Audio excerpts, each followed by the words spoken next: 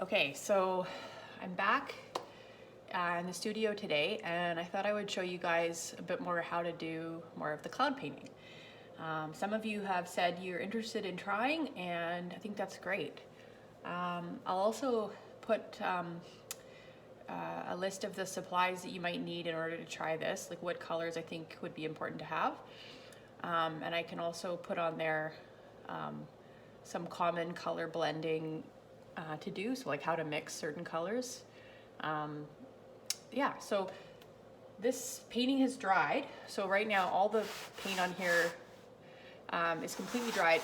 Yesterday when I did it, it was a wet on wet technique. So the paint was wet and I was blending into it. So now what I'm doing is I'm gonna go back again and do a similar process, but this time I'm gonna start by wetting the canvas first with a bit of my glazing liquid. So again, that's this here, the gloss glazing liquid, and I'm gonna also use a bit of water. I started another painting this morning and I've already got my palette, not sure if you can see this, started from this morning. So these are the colors I'm gonna use. I've got my cobalt blue, let's see if you can see this over here. Cobalt blue here. I've got my phthalo blue, and I've got ultramarine blue over here. There we go. I've got my quinacridone azo gold. I've got my quinacridone burnt orange, my quinacridone magenta, and my quinacridone crimson. And then I've got white. And then you can see all these little colors I've mixed kind of in the middle here. And it looks like a bit of a mess. It's actually all dried now, so, but I'm gonna just wipe it up with a paper towel, and then I'm gonna start mixing my colors in the middle there. And what I do to clean off the palette is I just spray it with water. So I have just a squirt bottle. I think I got it at Home Depot.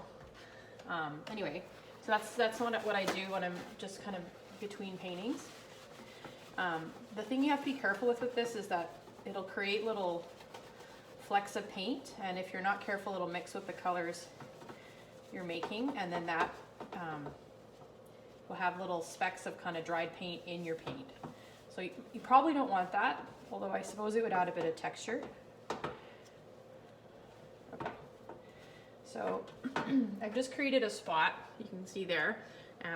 Normally I'd probably do a better job than that, but I'm gonna just get started because my kids are occupied and I have a minute to do this. Okay, so I think I'm gonna start again by wetting everything down with a bit of water and a bit of the glazing liquid. So there's really like no recipe for this. I'm just gonna kind of get the brush wet and then dip it into the glazing liquid. And I'm gonna just kind of go over the painting, over the areas that I'm planning to work on, just to give it something that I can kind of blend into. Okay, so now I'm gonna go back with my white again, and got my reference photo here. So I'm gonna start back in and just layer on top of these clouds. And when I do this, I know that I'm not gonna be making the color, like I said yesterday, exactly the way it is. What I'm also trying to do here is layer on the higher or the lighter value clouds on top. And I want this to dry. And then what I'm gonna do is glaze over top of it like I did yesterday. So immediately I can see, and one of the things I do when I'm trying to look for values in paintings is I squint at it. So if you kind of squint at it, look through your eyelashes or squint your eyes, you can see the big areas of kind of the dark and the light in a picture. And that's how you know where to make your dark values and your light values. And something that makes a painting really beautiful is when it has lots of contrast, and that gives it a lot more interest. So I think a lot of people, when they start painting, what they do is they mix colors and they just take the paint right out of the tube, and then they mix their color and they think, okay, that's the color I want, and they put it on. Now the problem with that is that it's actually gonna usually end up being kind of a mid-tone or middle of the road tone because of the amount of pigment you have. So remember, if you want to make your painting more interesting, take that color you've mixed and add some white to it. And then if you want to make it a darker value, you can add more of the darker components of that paint, or you can add black. The only thing with black you have to be careful is it'll often make your paint go kind of gray. So that, sometimes you want that, sometimes you don't. But it's one way to lose the vibrancy in a color. Just add a little bit of black, it'll go a lot duller. We said yesterday too how you can add the color on the opposite side of the color wheel, and that will also give you the color to be dulled down a bit. So, okay, so I'm just going back again with the white here, and I'm just kind of looking at my reference photo to get an idea of where these clouds are. And it's already working pretty well. I've got, the softness is easier to achieve by having put down that layer of wet paint, and it allows me to kind of take my brush and move it into the color behind.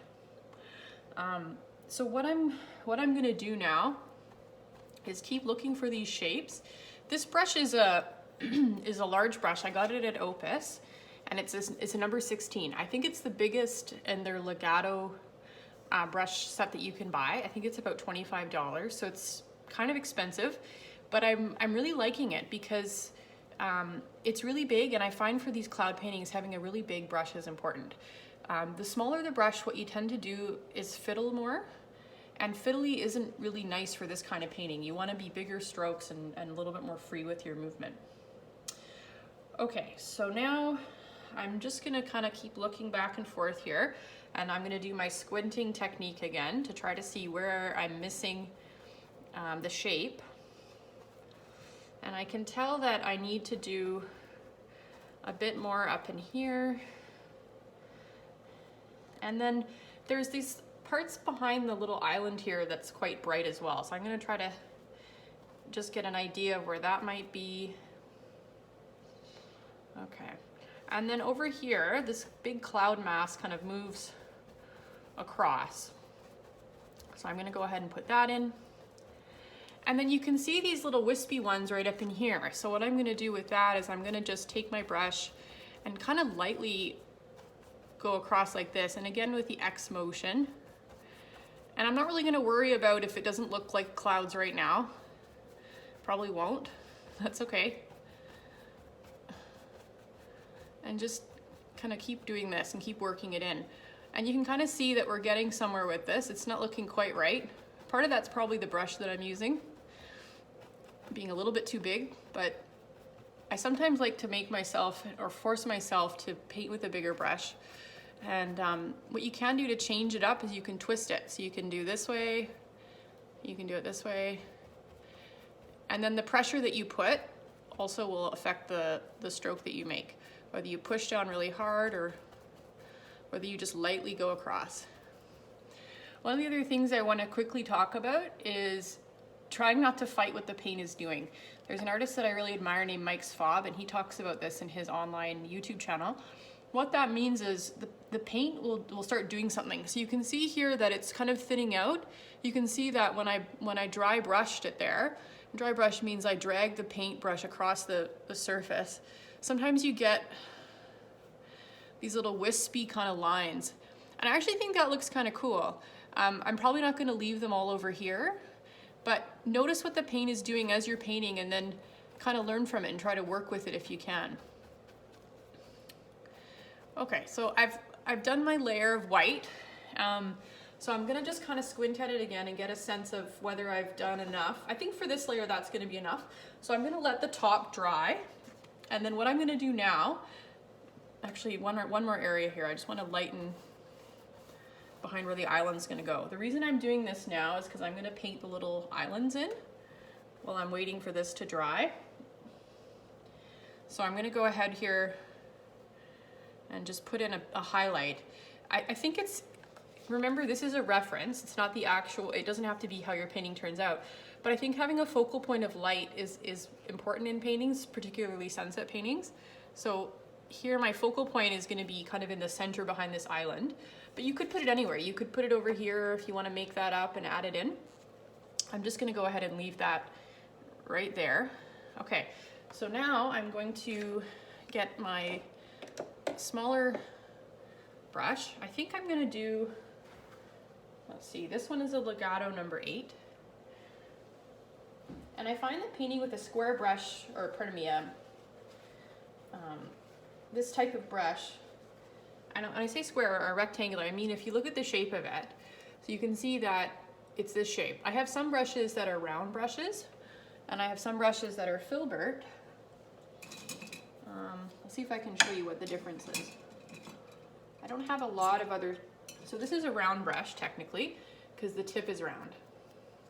But I actually, for control and for painting lines, I really prefer using a brush like this. This is a filbert, so filbert is tapered on either side. That's, it's interesting. It makes very kind of oval round shapes. It might be good for clouds. I haven't used these in a while.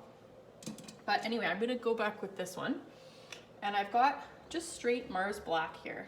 So I'm gonna look at my picture and I'm gonna just see where those are.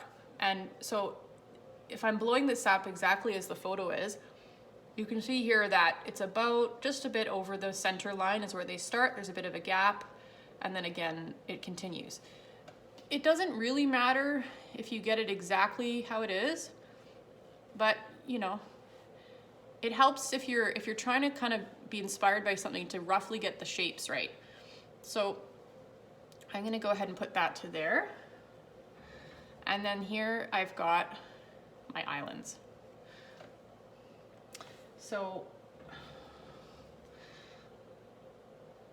and I probably should have waited for that white to dry there. That's okay. I'll go over it after.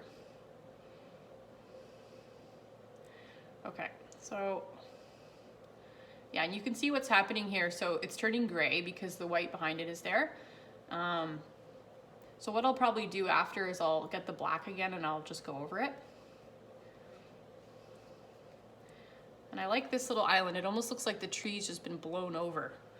I'm gonna see if I can put that one in. And just sort of, yeah, there we go. Okay, so now the trees. So this part, I think I probably should wait till the white dries, but because this is a video, I'm just gonna show you how I do them. So I usually take the brush and go vertical line, just where the tree's roughly gonna go. And so I'm gonna work along my island here and just put them in. I'm following kind of the shape of it, so you can see it kind of goes up, down. And you don't have to do that. If you wanna make your own trees or whatever style you want, that's fine. Okay, so now I'm gonna do the branches. So the branches, it's tempting to do them all one direction. And actually, for the most part, they do go horizontal. But when you want something to look windswept, try taking your brush and curving it when you paint it. So that's straight across. It's a little hard to do on here, but if you see how I did a curving motion there. So when you do that, it kind of gives it a little bit of a windswept motion, which for islands out in the ocean like this, I think they would probably be like that. Okay, so it's getting a bit muddy again. My white is not dried at all there. But I'm gonna forge ahead. I wanna show you one quick thing before we're done with this. So one thing I also learned to do when you're painting trees, so there's what we call positive painting and what we call negative painting. So negative painting is when you paint the holes of light between something. And positive painting is when you paint the object itself. So for example, me painting the trees just now, that would be positive painting. So I'm painting the tree itself, okay? And I'm going in and I'm putting in the branches and I'm trying to make it look like a branch. Okay, now I can tell this looks kind of like a black blob. And when you look at the island here, you can see there's actually light coming through the branches. And because my brush is large, I wasn't able to do that. So what I'm gonna do now is I'm gonna go to a really small brush. What do I have here? This is pretty small. Okay, so here it is. This is a size 0. I think brushes come in 00 as well. And what I'm gonna do is just take some white, because remember we did white behind. That was actually on purpose, me planning this. I'm gonna start putting little holes in where the branches are, okay? So you just take your white and you go in and you put them in. And you know, you don't have to do white. If you wanted to do another color, like if you had painted the color behind the trees, for example, yellow or something, you could do yellow. And actually this works a lot better when the paint is dry. So I wouldn't recommend doing what I'm doing here. I would let it dry and then come back and do this later. But you can kind of see the effect that I'm going for, and you can repeat the process. So if you've done some negative painting and you think, oh, I don't like that splotch, then what you can do is go back and paint black lines over and do it again, and you can kind of repeat the process. The final thing with this painting that's neat, I think, is the waves. So I'm gonna go ahead now and just show you how I paint the waves. So I'm just gonna take white and a small brush, and I'm gonna do something really quick. I'm not gonna worry about it too much. And I'm gonna drag the brush across. So this is called dry brushing. You can see here how it left kind of a bit of a, I would say, staticky motion across the canvas. You can see there's some of the black coming through. It wasn't solid, but I like that because I actually think it looks kind of like sun sparkling on the water or something. I don't know. And you can always go back again. So let's just put some of these in. There's part of the wave here that's a lot more solid. So you can come in with your brush and just kind of add where the wave is curling over. Okay. And over there. Okay. So I'm gonna quickly show you also how to do the water.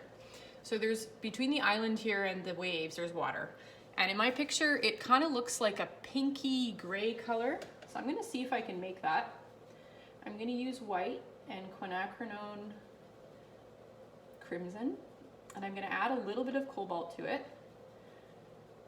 And that's pretty close. It gives you kind of this lavender color. Sometimes what I do is I take my brush and I put it up to the painting and look and see, and yeah, it's pretty good. Okay, so I'm gonna go ahead and put this in. Now, I actually think I'm gonna switch brushes because I want a better line with this than I was getting with my little one. Okay, so there we go. Okay. Okay, so this is now the water, but it's with the sunset on it. And I'm not gonna paint this solid. I'm gonna leave some of the black showing through, because the black is sort of what the water would look like if it didn't have the light on it. And now I'm gonna just make it up here where the wave comes into the shore. And I'm gonna just kind of do this. And then I'm gonna take a bit of my magenta for interest and put that in.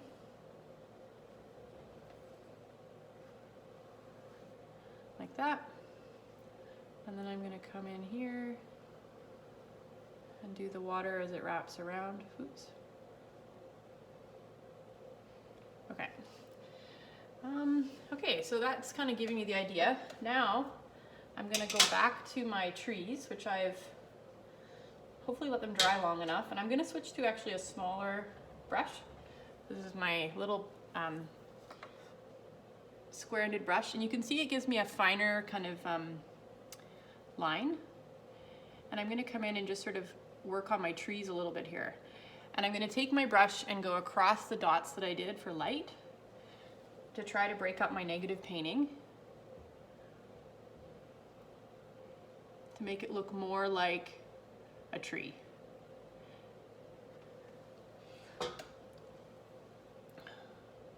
And then I'm gonna take the black, and because my paint is now drying a bit, I'm gonna do the island again with black. Okay. Just to, because it kind of went a bit gray when it mixed with the background.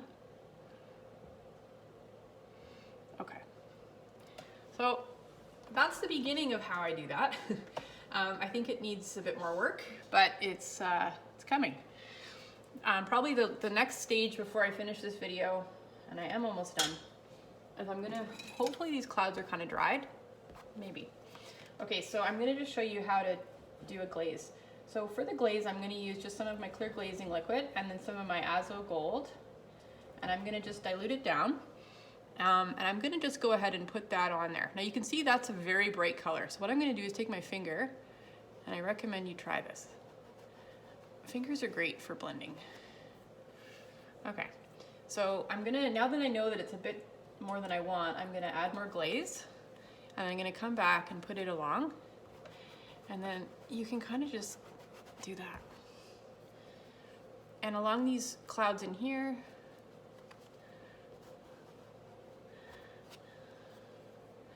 and here. So I'm gonna actually do this on almost all of my white clouds, except for this one. I wanna leave that one.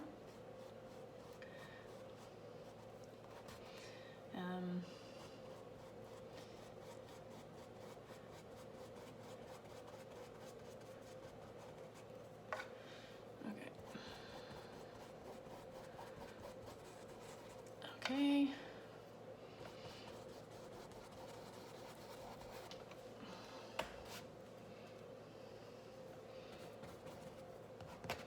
Okay. Okay. And finally, I'm going to glaze over these white clouds there, but to do those, I'm going to use a bit of my quinacridone crimson. So quinacridone crimson with the glaze, and yeah, that's too orange. So sometimes what you'll do is you'll put a color on and you'll go, nope, and it's very easy to just wipe it off.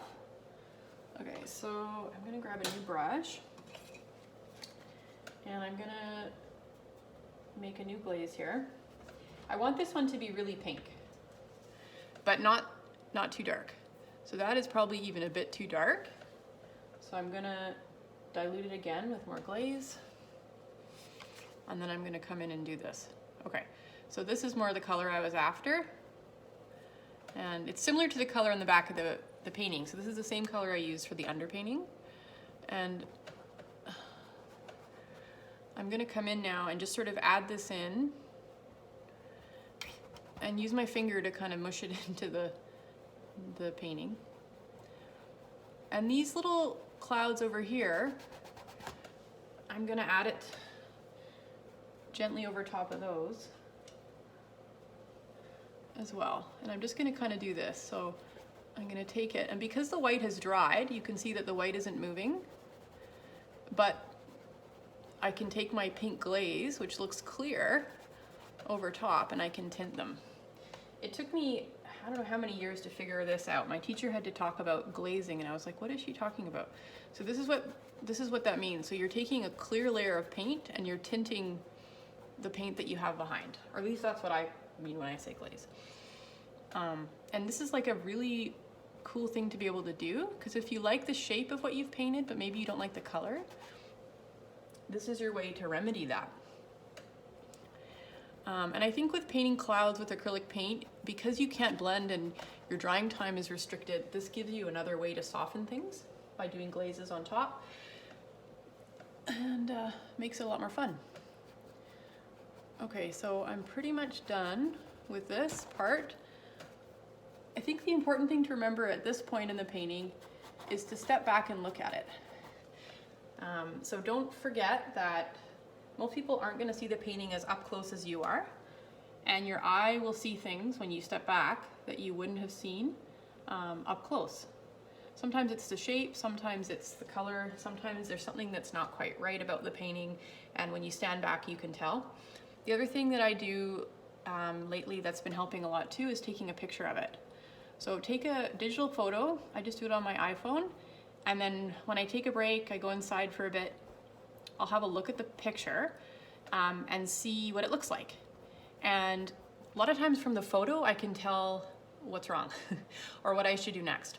So that's another thing you can try. So I think now what I'm gonna do, I'm gonna stop the video, but I'm gonna work on my darks. So I'm gonna come in here with some dark paint and kind of go around the clouds and that'll be that. All right, I hope this was helpful.